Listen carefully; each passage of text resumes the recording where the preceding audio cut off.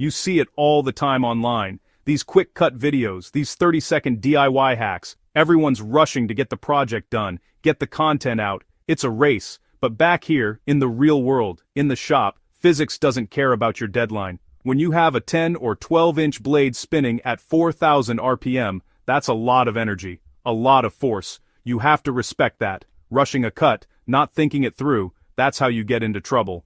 That's how you get hurt. The pressure to be fast is just an illusion. The reality is the steel and the wood and the power that brings them together. Look at this. Here's a cut I made just slamming the saw down, trying to hit a mark quickly. See the burn marks? The tear out on the back edge? It's rough. It's not square. Now, look at this other piece. I took my time. I let the blade get up to full speed. I brought it down slow and steady. It's a clean, perfect 90. The difference is night and day. This isn't just about making things look pretty. This is about control. When you control the tool, you get precision. And when you have that level of control, you're also being safe. People think of them as two different things, but they're not. They're the same thing. In woodworking, especially with power tools like this, precision and safety are two sides of the same coin. You can't have one without the other. A sloppy cut isn't just ugly, it's a sign that you're not in full control of a very dangerous machine. A precise cut isn't just for show. It means you understand the tool, you respect its power, and you know how to make it do exactly what you want it to do, safely, every single time. Today, we're going to break down the bad habits, the ones that lead to bad cuts and big risks, and we're going to replace them with techniques that will make your work better and keep you safe. So, let's talk about something that happens all the time. You're making a lot of small, repetitive cuts. You need them all to be the same length, so you set up a stop block. You put your piece in, slide it against the block, make the cut, and you move on. But then you cut a piece, and that little off-cut, that tiny piece of waste, doesn't have anywhere to go. It gets pinched, it gets trapped between the back of the blade as it spins up and the fence, and when that happens, this little piece of wood becomes a bullet.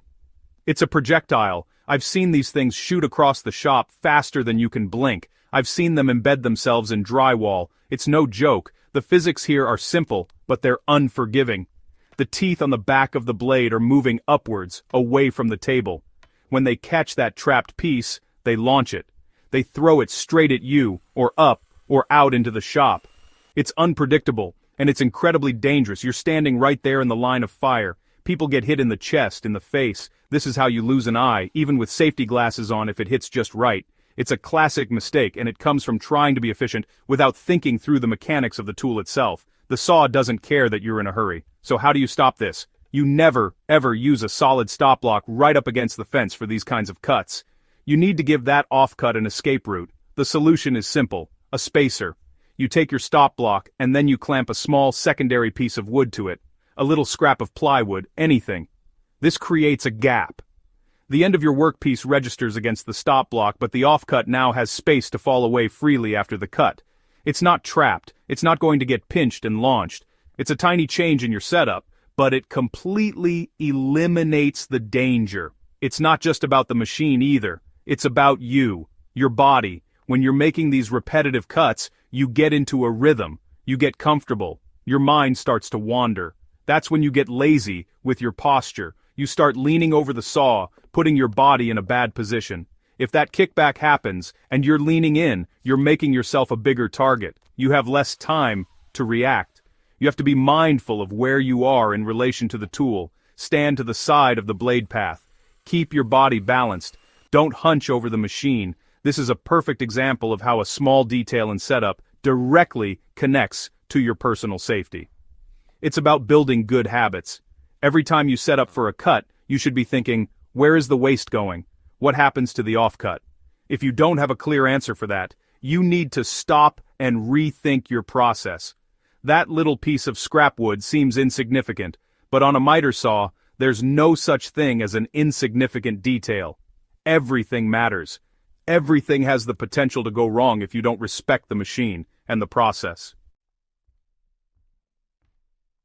Every miter saw has an invisible line. It's a circle, really, a danger zone around that spinning blade. You know it's there, but when you're working, when you're focused on your cut line, it's easy to forget. Your hands start to drift. You reach in to clear a small piece of sawdust. You try to hold a small workpiece a little too close to the blade. You get comfortable, you get complacent, and your muscle memory starts to work against you. You've done it 100 times, so you think the 101st time will be fine. But that's the one that gets you. That's when the blade grabs the wood, or your glove, and pulls you in. One of the most dangerous moves I see people make is the cross-handed reach. You're holding the workpiece with one hand, and you operate the saw with the other, but then you need to adjust the wood, or hold it down on the other side of the blade, so you reach your free hand across the path of the saw. You've just created a trap for yourself. If that blade binds, if the wood jumps, your natural reaction is to pull back. But now you have one arm on each side of a bucking, screaming machine. You can't get away. You've completely eliminated your ability to react safely.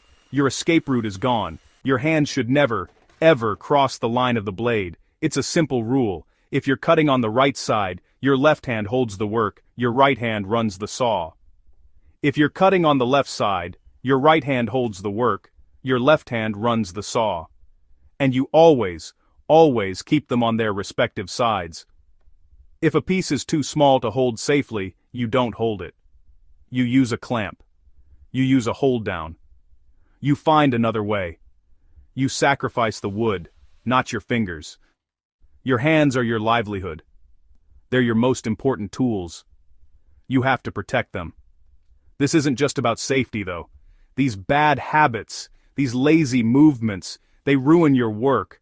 When you're reaching across the saw, you're off balance. You can't apply steady, even pressure on the workpiece, so the wood shifts slightly as the blade enters the cut.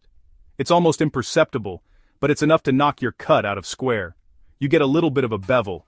Your miter isn't a true 45, and when you go to assemble your project, nothing fits. You've got gaps. You've got joints that don't close. You spend hours trying to fix it with wood filler and sanding, all because of a moment of carelessness at the saw. So the discipline of keeping your hands in the safe zone is also the discipline that gives you better results. It forces you to be deliberate. It forces you to clamp your work properly, which means it's held more securely than your hand ever could.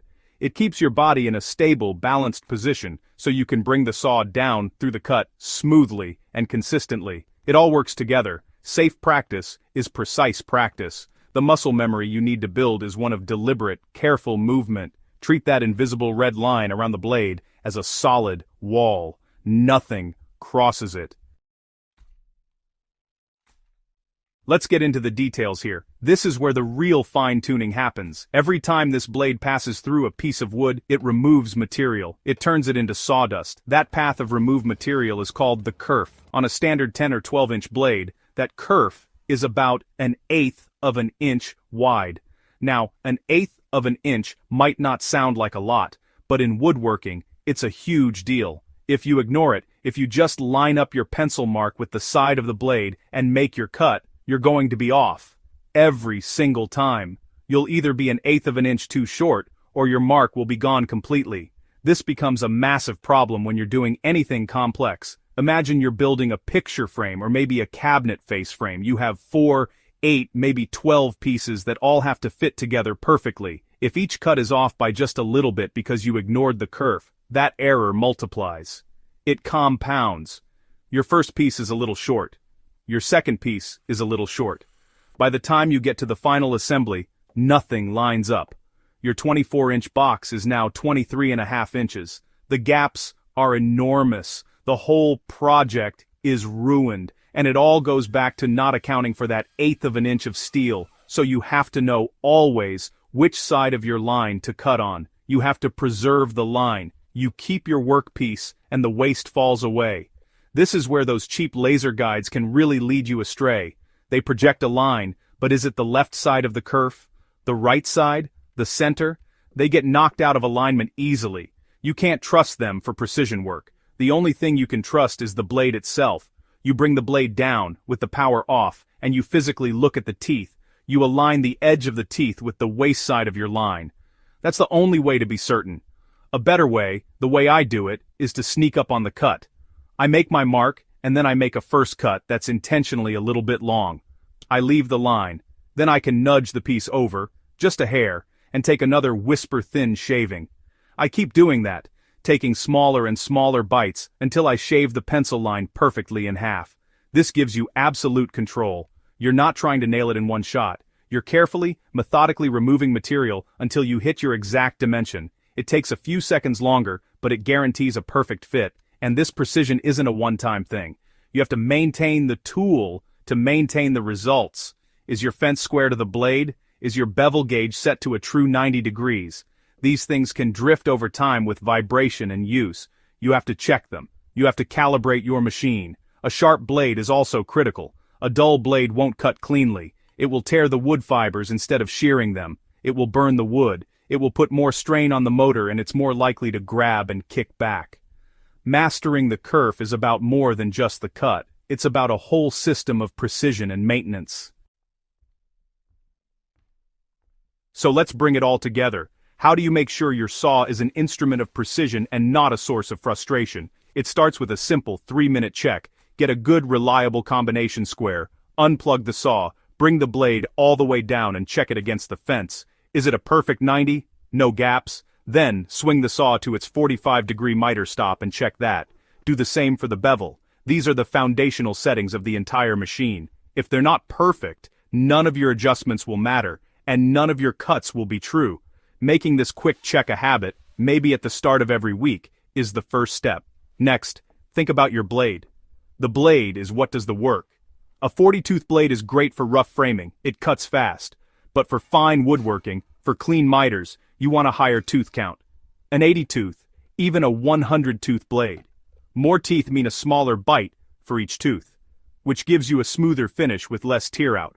It also means less strain on the motor because it's not hogging out so much material at once. A crosscut blade with a negative hook angle is even better, as it's designed to shear the wood fibers down and back, preventing tear out and making the cut less aggressive and safer. Matching the blade to the material and the job is crucial. Ultimately, these aren't just tips and tricks. They are fundamental shifts in how you approach the tool. By creating an escape for offcuts, you eliminate kickback. By respecting the invisible line around the blade, you protect your hands and improve your accuracy. By mastering the kerf and maintaining your saw, you guarantee gap-free joinery. You move from being a person who is simply operating a dangerous machine to a craftsperson who is directing a surgical instrument. That's the real goal. It's about discipline, respect, and knowledge.